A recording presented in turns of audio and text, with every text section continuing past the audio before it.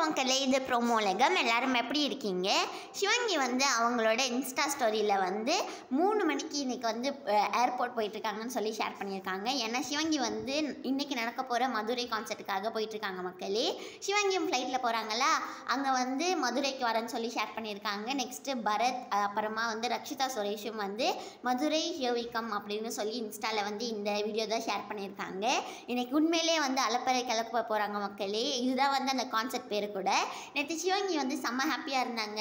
அதுக்கப்புறமா அவங்க வந்து ஓகே பாய்னு ட்விட்டரில் கூட ஷேர் பண்ணியிருந்தாங்க. அவங்க ஏன் ஹாப்பியாக இருந்தாங்கன்னா, ஏஆர் ரஹ்மானை மென்ஷன் பண்ணி ஒரு ஸ்டோரி வந்து இன்ஸ்டாவில் போட்டிருந்தாங்களா, அதை ஏஆர் ரஹ்மான் வந்து பார்த்துட்டாங்க.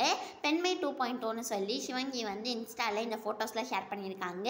நேற்று குரேஷி பாலா வந்து மீட் பண்ணியிருக்காங்க. அவங்க வந்து ஒன்றா கார் ரைடெலாம் போயிருக்காங்க. அந்த வீடியோ தான் மக்களே இப்போ பார்க்குறீங்க.